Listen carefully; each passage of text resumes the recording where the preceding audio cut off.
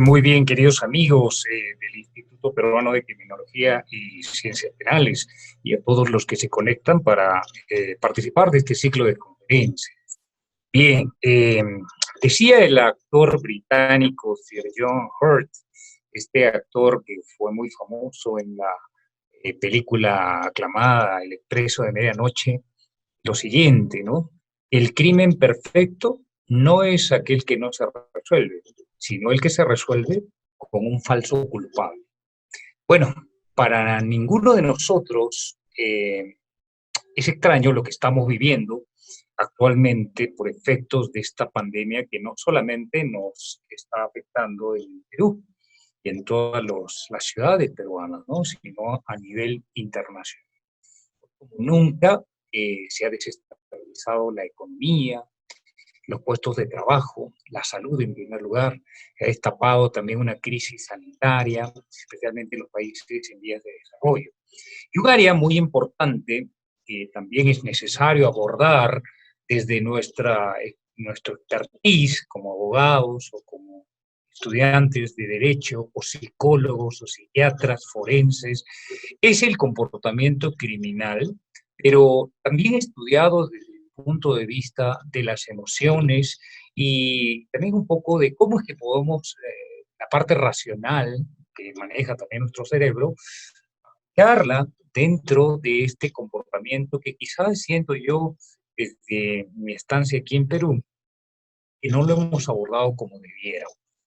El tema de mindfulness, que es una técnica más bien de meditación que se está utilizando mucho a nivel internacional para el control de las emociones, inclusive para reconducirlas, está probando mucho su efecto también en el tratamiento y el comportamiento forense, es decir, del ámbito criminal.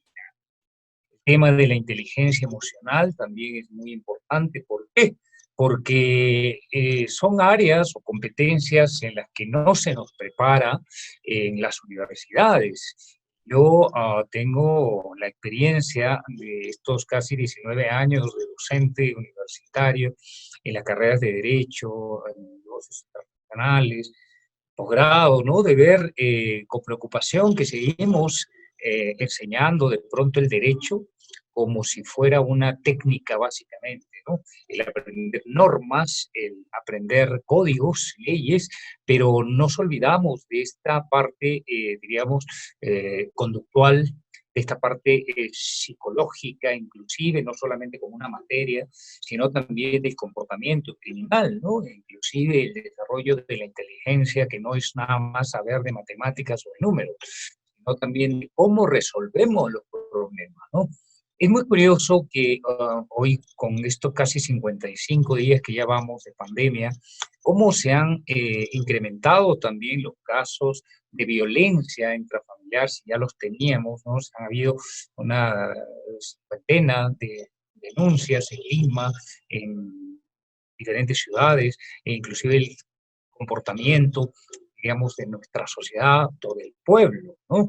Y en todos los niveles, ¿no? Ustedes, basta con que vean en las noticias, en los reportajes dominicales, cómo el irrespeto de la norma, la violencia con la que se ataca a la autoridad policial, al personal del ejército, e inclusive, ¿no? Cómo es que la delincuencia, a pesar de que ha bajado, perdón, los índices de delincuencia por efectos del estado de emergencia y de la suspensión de garantías constitucionales, pues ha devenido también un problema que ahora nos tenemos que poner a pensar y analizar y buscarle también una solución. Quiero compartir con ustedes unas diapositivas que me he permitido desarrollar, muy breves, que también se las alcanzaremos por medio de Visa y del centro, para que ustedes puedan tener esta información que de pronto pueda ser relevante para ustedes y para todos los que nos... ¿no? El comportamiento preventivo forense es un área que es necesario abordarla no solamente desde el punto de vista clínico, ¿no? Sino también desde el punto de vista psicológico e inclusive psiquiátrico. Esta pandemia nos ha demostrado, como decía al inicio, pues una serie de falencias es muy importante tener en cuenta, ¿no? Hoy más que nunca, no solamente del sector gubernamental, sino de la salubridad, no solo física, sino mental y psicológica, e inclusive abordarla en los penales, no solamente con la población carcelaria, sino también con la población en general. Ya más adelante ustedes se van a dar cuenta de eso. Un elemento muy importante que ahora abordaremos será cómo podemos tratar este aspecto en todos los niveles, o por lo menos desde la cercanía de nuestra praxis profesional. Entiendo que hay muchos abogados, psicólogos, psiquiatras, médicos legales, médicos forenses, pues, que están abordando de alguna u otra manera, e inclusive en nuestras propias vidas, ¿no? Yo los invito a que esto no lo veamos nada más como un estudio externo, ¿no? Porque puede ser que nos esté pasando a nosotros mismos. Hace unas semanas, bueno, cuando recién empezó la pandemia, esta me tocó aquí, bueno, con la parálisis laboral que hemos tenido, los estudios de abogados, paralizados, los comercios y demás, ¿no? La población vulnerable que se ha presentado aquí en Arequipa, por ejemplo, con el caso de los venezolanos, ¿no? De muchos extranjeros, compatriotas venezolanos entre sí, ha sido también la pérdida de su empleo y lo que esto genera a nivel de angustia emocional, los efectos que esto puede tener. Para no ser muy extenso, vino a mí, acudió por medio de las redes sociales el entrenador del gimnasio a donde su servidor suele ir todas las mañanas a entrenar. Y aunque no mantengo una relación estrecha de amistad, pues me abordó por medio de las redes sociales, Facebook, y empezó a contarme que había intentado suicidarse, ¿no? Que se había querido tomar unas pastillas, se había ingerido pastillas, no sabía cuáles eran, que estuvo 2 días aproximadamente inconsciente y con una crisis alrededor, sin trabajo, sin familia, con una relación sentimental desastrosa, en la cual la novia, la enamorada, pues ella había tenido una relación preexistente y tenía 2 hijos y había abortado el bebé que estaban esperando los dos. Y bueno, fue una situación límite que a él lo orilló a tomar esa decisión. Y pues bueno, cuando vino aquí le pudimos ayudar un poco, dándole un poco de alojamiento, una cama, alimentos y empezar a conversar con él, escucharlo principalmente, es una situación extremadamente difícil, ¿no? Para quien la padece. Entonces, no solamente por este tema del suicidio, sino también de la delincuencia, que no es, digamos, cosa de ahora, es una situación que en nuestro país estamos vivenciándola de una forma muy álgida en los últimos 20 o 30 años, ¿no? Que va increciendo. Bien, entonces, si ustedes tienen a bien ver los principales periódicos, tanto locales como internacionales, esta pandemia ha despertado también una suerte, diríamos, de sentimiento, de emoción criminal común en muchos países de América Latina, donde se ha incrementado esta violencia contra las mujeres, feminismo, e inclusive también contra los hombres, contra la autoridad. Y no solamente estamos hablando de delitos patrimoniales, por ejemplo, sino también de maltratos, de violencia física, ¿sí? Inclusive contra la vida, ¿no?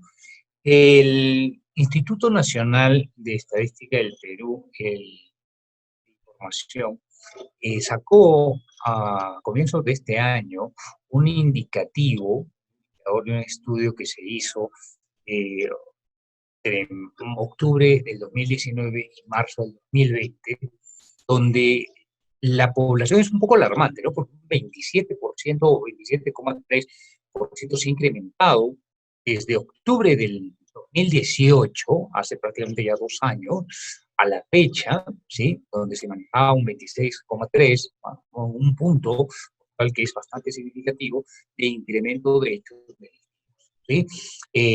27,3% de la población a nivel nacional ha sido víctima de asaltos, de crímenes, ¿no? Mucho más en las ciudades más pobladas, como es, por ejemplo, la capital. Quizás un poquito menos las mujeres que los hombres, pero las edades fluctúan, si ustedes tienen a bien ver la diapositiva, entre los 15 y los 29 años, por ciento que son los más, el robo de celulares, etcétera, el 30,1%, 30 a 44 años, así hasta los 65 años en que ha disminuido. ¿Cuáles son los principales hechos delictivos? ¿No? Robos de dinero, carteras, celulares, que ya los hemos visto también por la televisión, con fatales desenlaces, ¿no?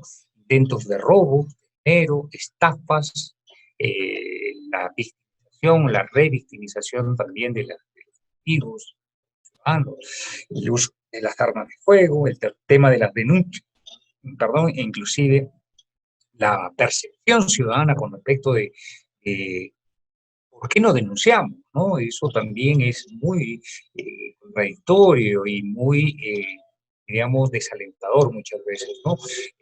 Casi 4 de cada 10 ciudadanos peruanos piensa que en realidad no vale la pena, es una pérdida de tiempo denunciar.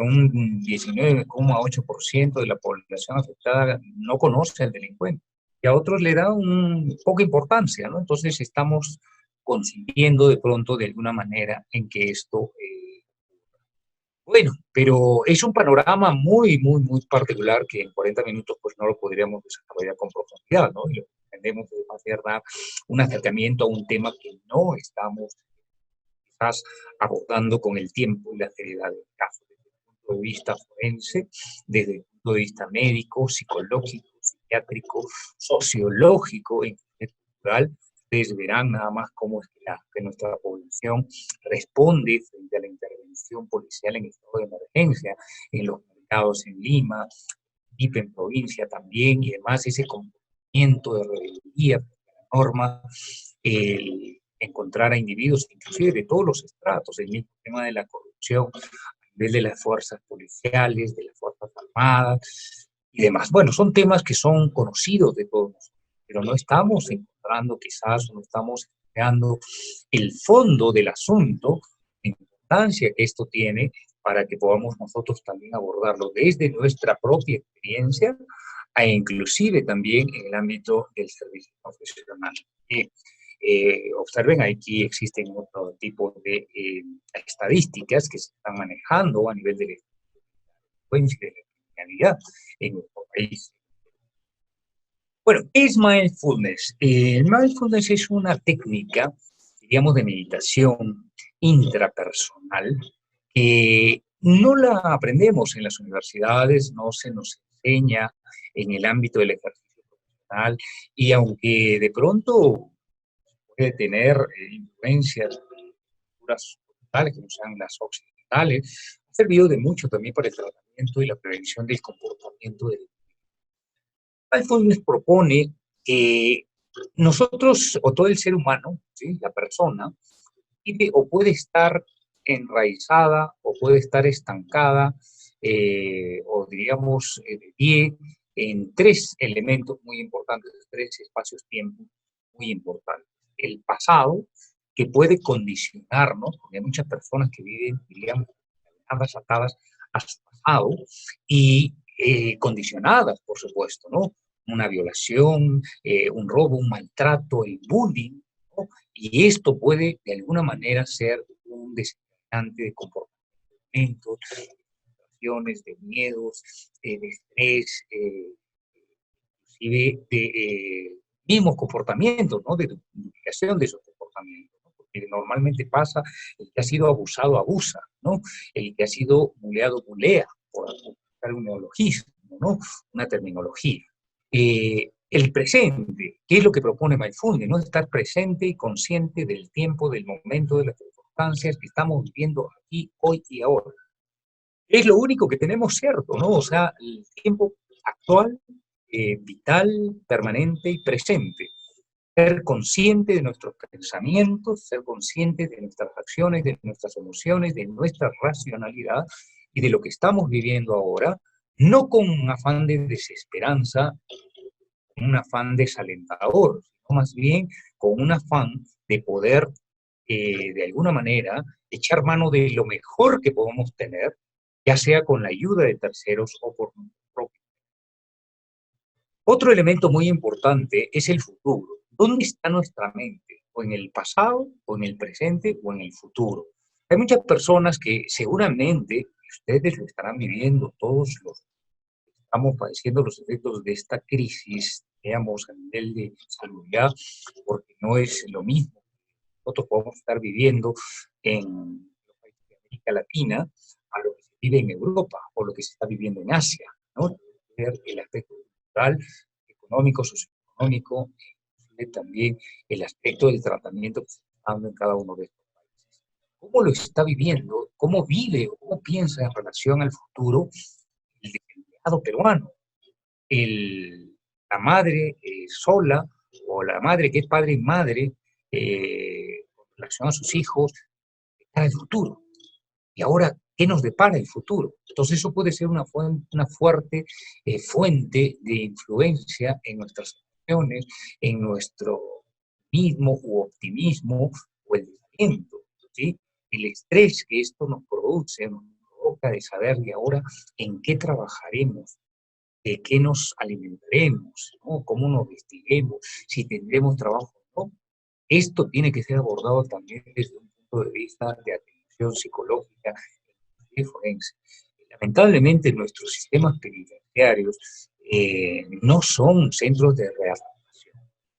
Ustedes han visto que ahora se ha pretendido también dar libertad a los ciertas tipologías o ciertos tipos eh, delincuenciales o personas que han estado sin sentencia todavía en el judicial, otros que ya estaban a punto de cumplirla y demás, y han habido casos muy cuestionables, ¿no? No tiene pues, contarlos ahora específicamente, ¿no? O señalarlos ahora, pero nos damos cuenta, ¿no? Cómo es que se mueve este ambiente y los hechos que se han dado unos días pasados en las cárceles del Perú, por el miedo y el temor, que son sentimientos y emociones naturales, ¿no? Cómo nos pueden condicionar frente al comportamiento del individuo. El pasado que nos puede encadenar, ¿sí? Y nos puede condicionar en el presente, o el futuro incierto que puede también hacer tambalear nuestro presente y nuestra realidad actual. ¿Cómo nosotros abordamos? Mindfulness pues permite a través de técnicas muy fáciles y sencillas establecer el dominio del pensamiento, establecer el dominio de las emociones por medio de técnicas de respiración, de relajación, ¿verdad? Que curiosamente no las encontramos, diríamos, en los protocolos manuales de la práctica forense, así ¿no? Que convendría hoy más que nunca incorporarlas a través de la autoformación o a través también de la incorporación de mecanismos y programas de protección. Bien, mindfulness trabajas dentro de tres elementos muy importantes, ¿no? La parte de los sentimientos, ¿no? Todos los seres humanos somos y tenemos sentimientos, y estos sentimientos también son como un impulso para el actuar, y por medio también de las sensaciones, las intuiciones que a veces le llamamos, ¿no? Tenemos que tomar conciencia de esas sensaciones que percibimos y de los sentimientos y de las emociones que estamos viviendo, ¿no? No es lo mismo una sensación que un sentimiento. El frío provocado por que no tengo una casa donde guarecerme, una cama, ¿sí? La sensación que esa me puede también, dentro del ámbito, por ejemplo, de la búsqueda también de necesidades primarias, ¿no? De las necesidades primarias, provocar muchos desajustes. Y el tema de los pensamientos, ¿no?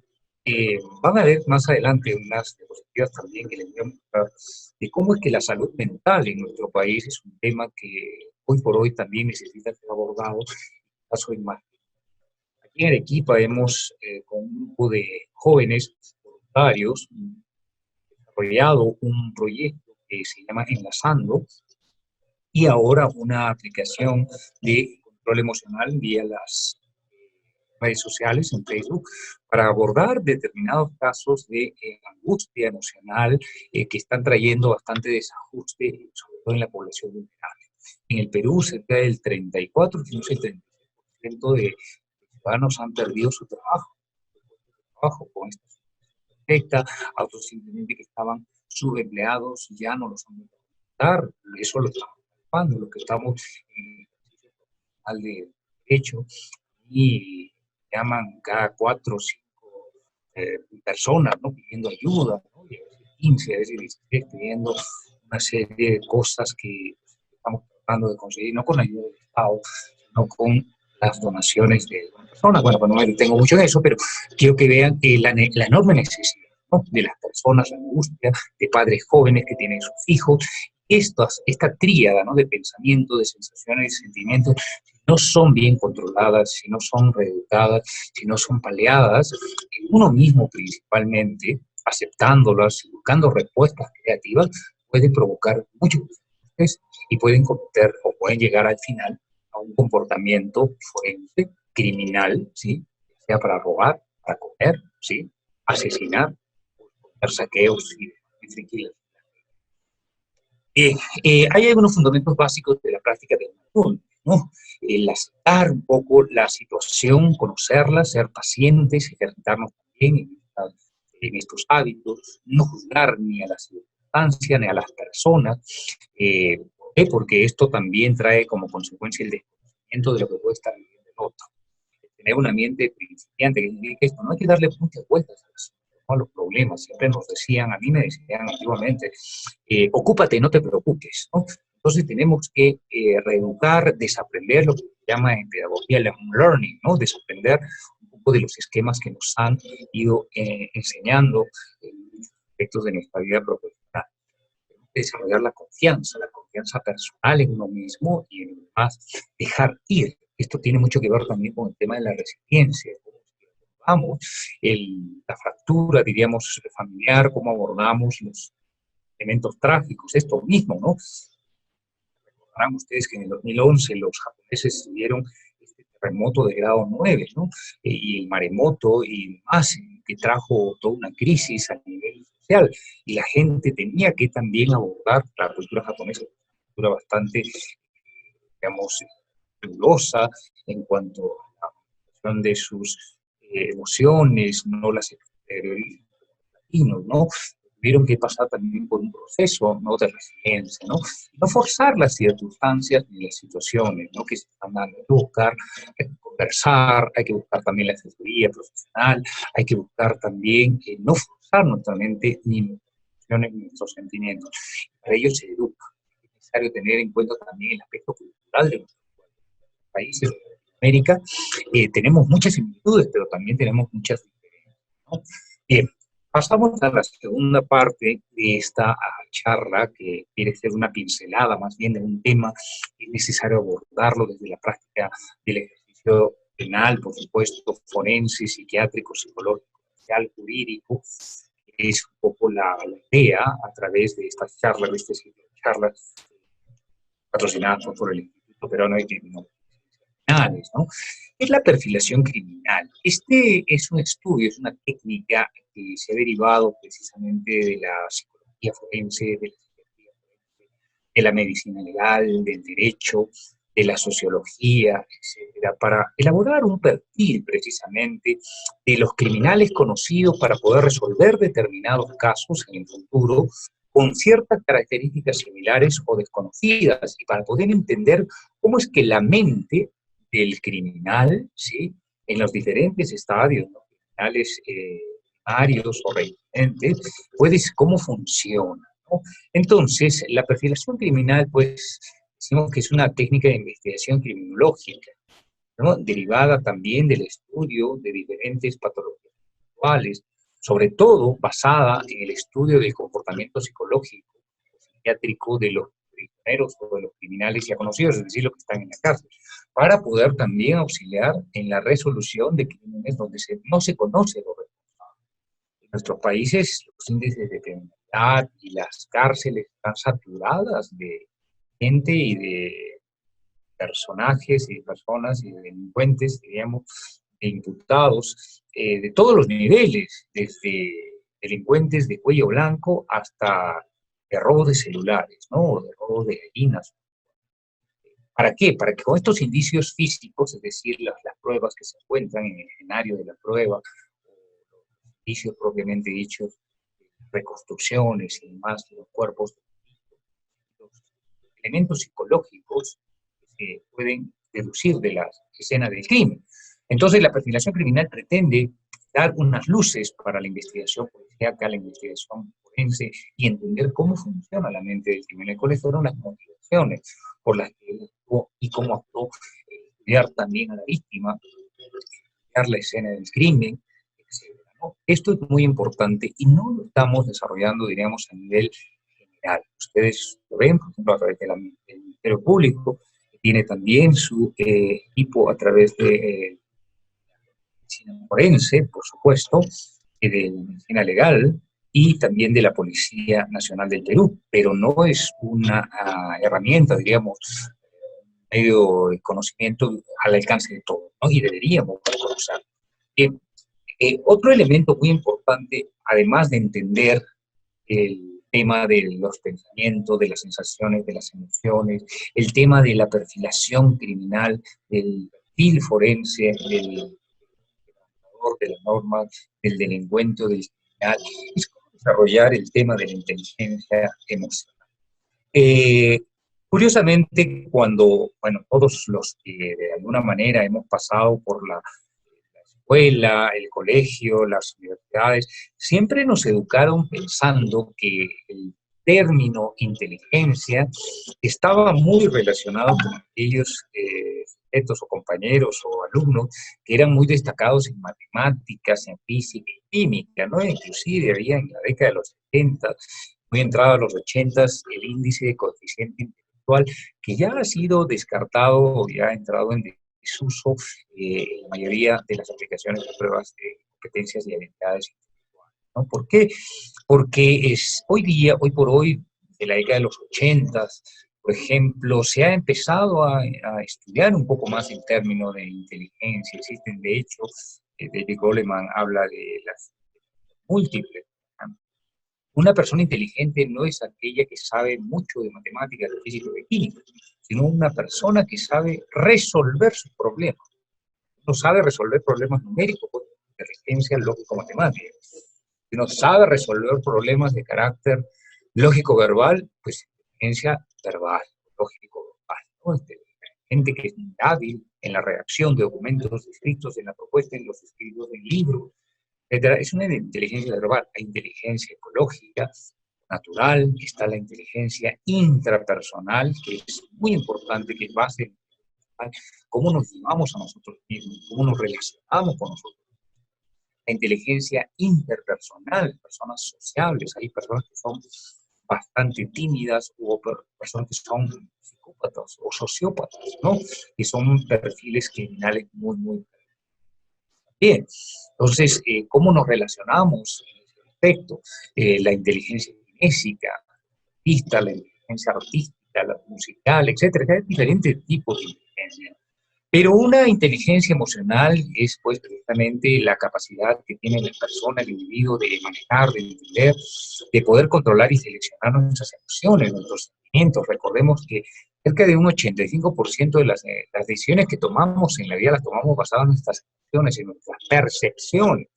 Ese es otro elemento también que toca y que aborda mucho el estudio de los tipos, cómo es que pronto a veces en la política nos lanza una imagen y nosotros emocionalmente nos conectamos y podemos tomar partido, podemos elegir a un candidato, podemos tomar una decisión de una compra y después nos arrepentimos cuando el corte con nuestra inteligencia racional, ¿no? Nos hace caer en la cuenta de que somos de los sentimientos y entonces es importante que la inteligencia emocional también sea una herramienta de ayuda, de, digamos, para poder canalizar el tema de las emociones y de los sentimientos, percibir nuestras emociones básicas, cómo las administramos, comprender nuestras emociones, la raíz, el porqué, la causa de estas, utilizar y canalizar nuestras emociones para precisamente prevenir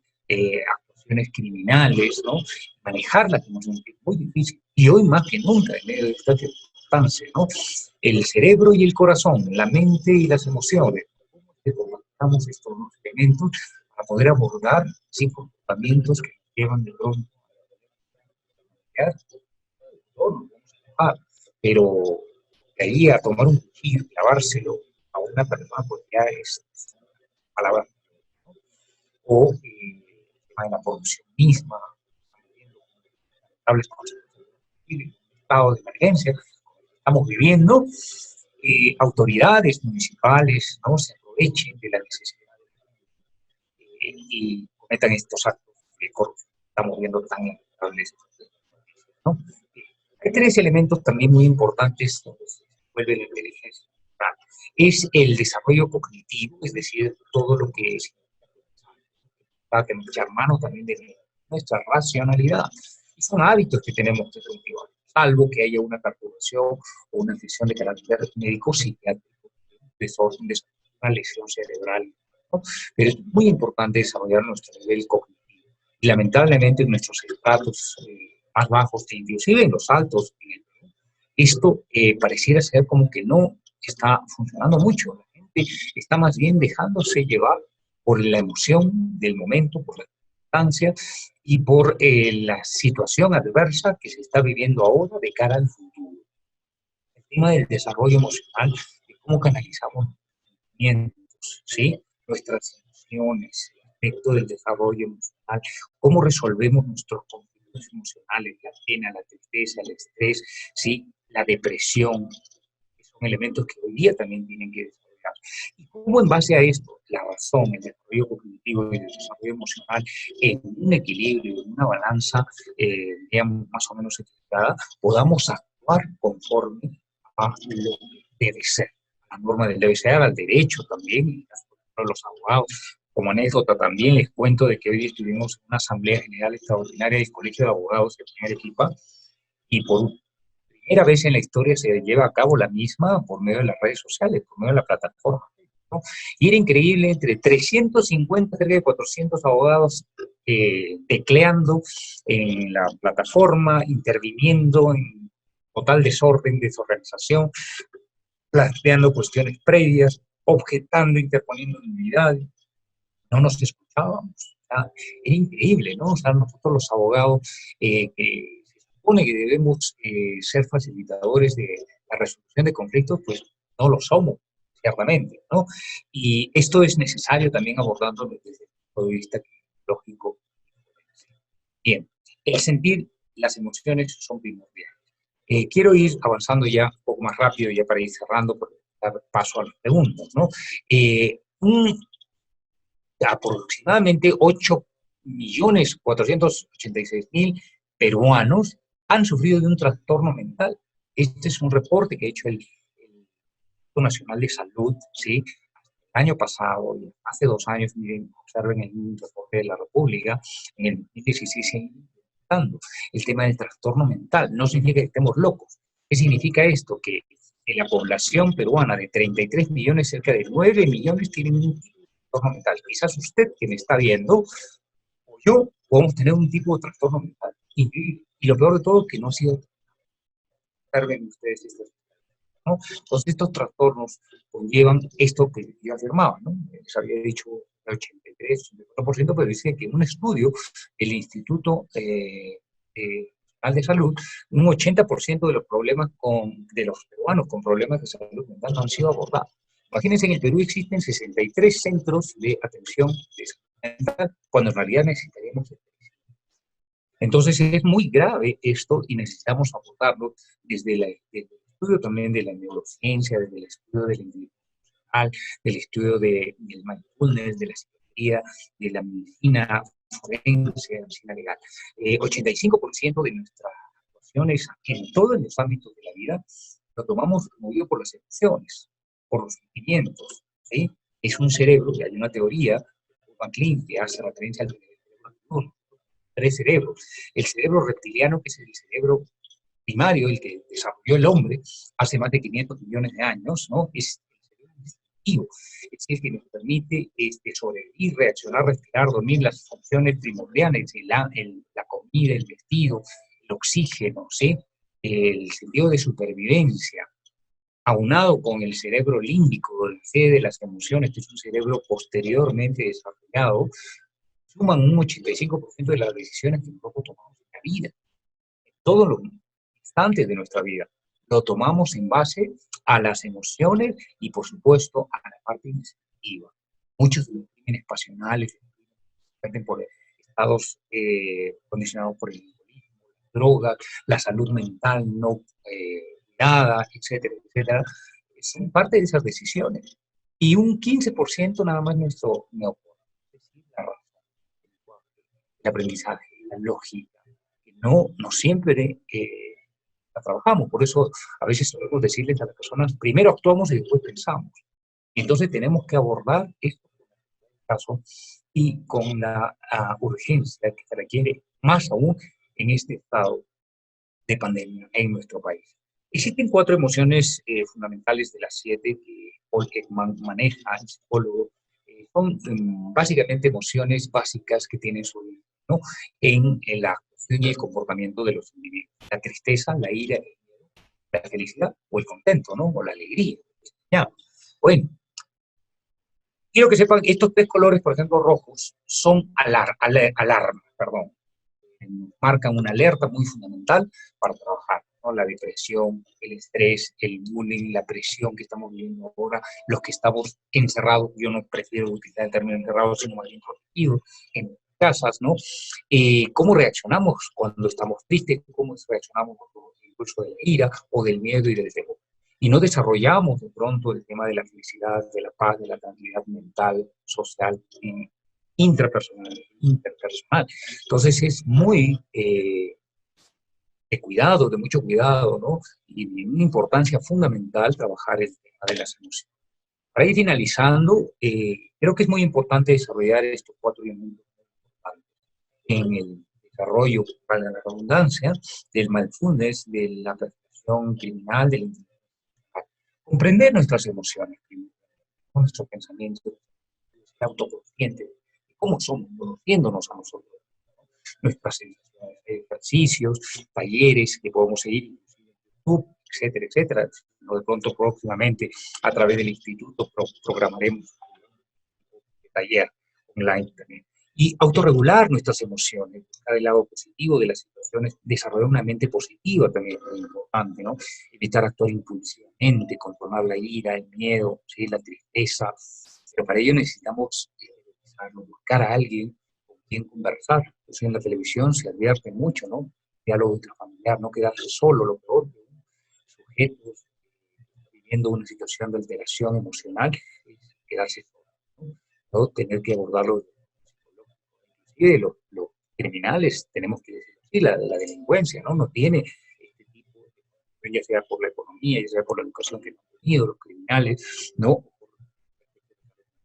El tema de la empatía con los demás, ¿no? Es decir, un poco también ponernos en los zapatos del otro. Es tan difícil hoy día, ¿no?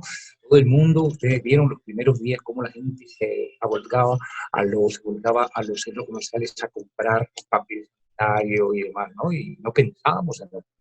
Y por último, desarrollar las habilidades sociales. ¿Cómo respondemos a nuestras emociones, a las emociones de los demás? ¿Sí? Todos nos podemos molestar, no significa que que seamos hipertérritos, no tengamos.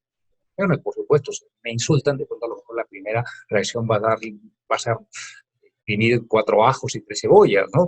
Pero de allí a tomar un cuchillo, una piedra, un palo y golpear, pues, ¿no? Entonces desarrollemos habilidades sociales, que es muy importante. Los dejo con un pensamiento de Daniel Goleman, que decía que al menos un 80% del éxito de la edad adulta proviene, pues, del desarrollo de que curiosamente no nos enseñan en las facultades de Derecho, en las universidades, en las carreras, y es necesario, pues, desarrollarlo por hoy. Les dejo mis datos de contacto, por supuesto, cuando gusten, estamos a sus órdenes para poder absolver cualquier pregunta que pudieran tener en estos pocos minutos. Muchas gracias por su atención, querido.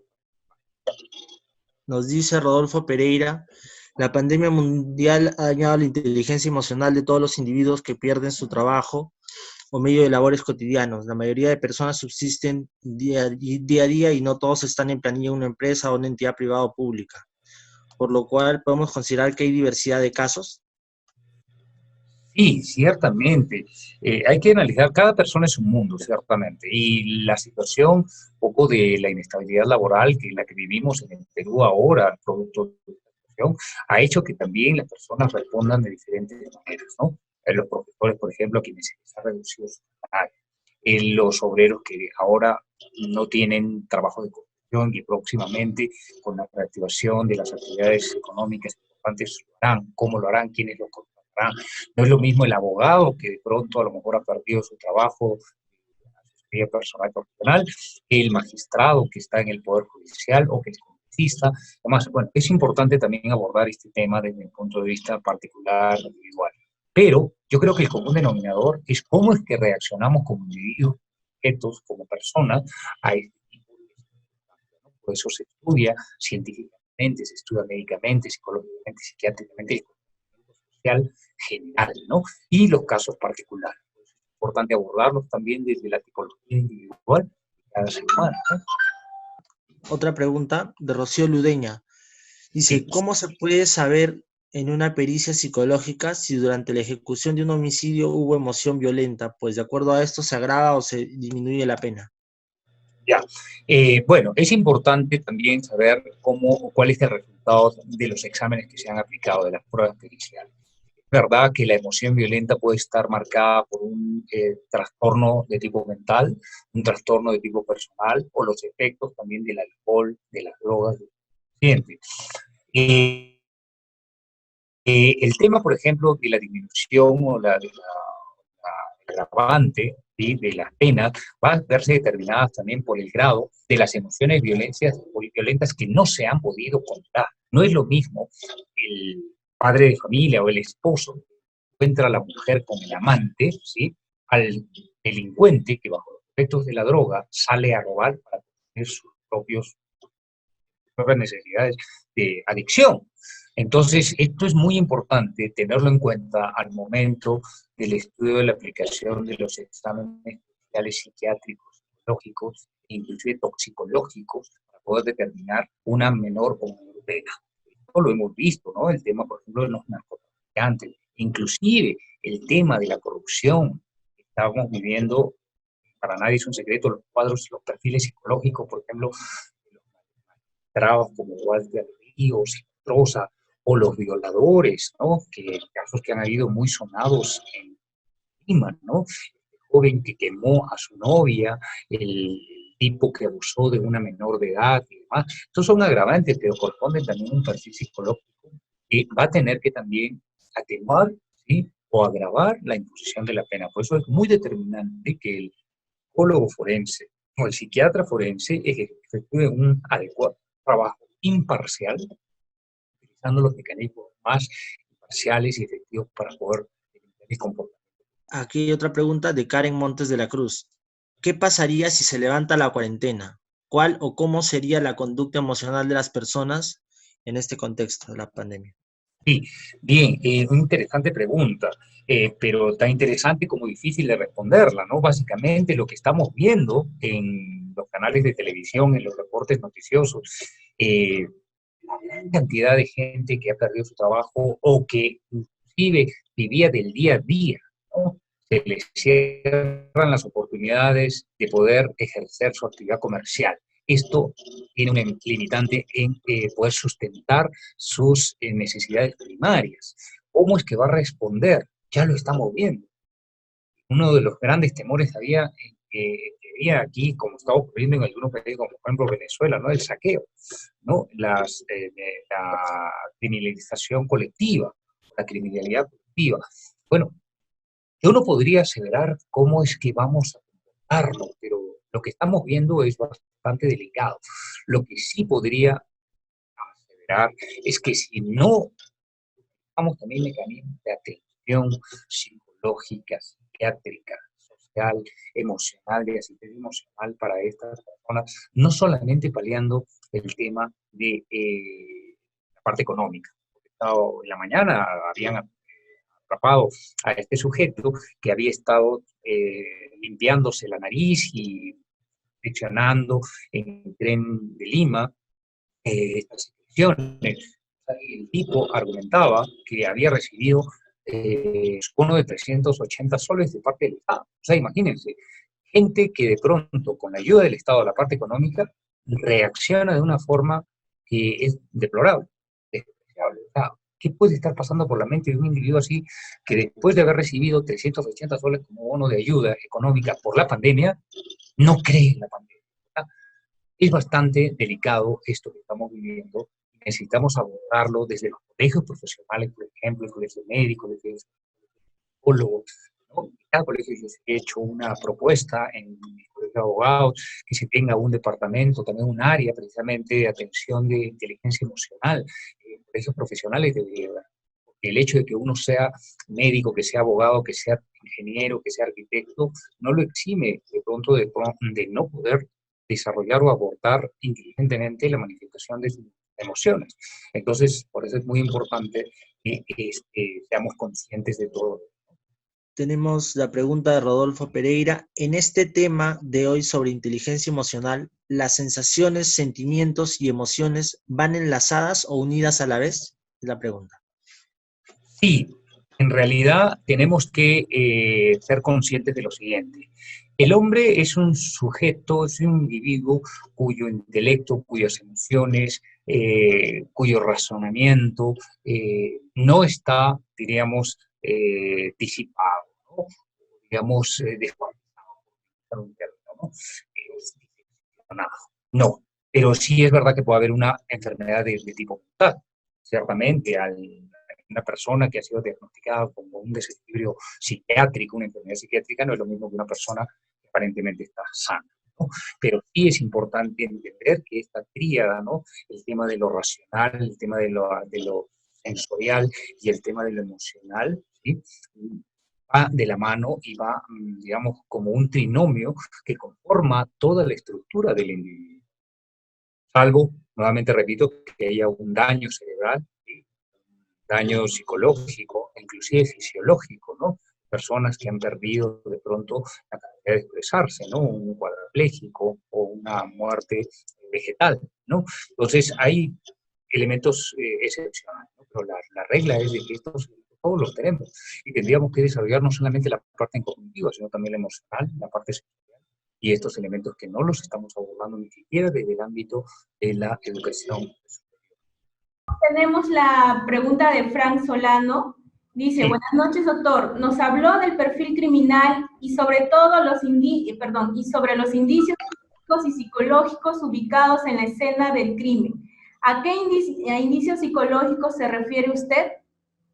Sí, por ejemplo, el ámbito de la psicología que maneja también un poco cómo es que nosotros manifestamos, exteriorizamos nuestro mundo inconsciente en el mundo real, se aborda desde dos aspectos muy importantes. La parte psicológica del pensamiento, digamos, del consciente y del inconsciente, y la parte también psiquiátrica, más bien de una afección fisiológica cerebral, de un daño cerebral, de pronto de algún trastorno de personalidad, de bipolaridad y demás.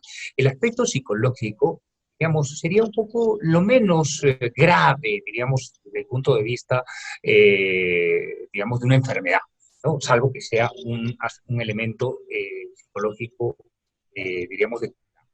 En el aspecto psicológico, todos debemos gozar, por supuesto, en esa taxonomía de Bloom famosa, ¿no? Ciertos elementos que nos permitan tener un entorno agradable. He conocido personas que no tienen muchos bienes, por ejemplo, que no tienen estabilidad económica, personas muy maduras emocionalmente. Hay otras personas que, por ejemplo, tienen un grado de educación, tienen doctorados, tienen maestrías, doctorados, que son estables en su vida interna o familiar, por ejemplo. 2 mujeres, 3 mujeres, hijos por aquí, regados por allá. Situaciones que uno dice, bueno, ¿y estas personas qué pasó? Bueno, en México se me salen los mexicanismos, ¿no? ¿Qué ondas, no?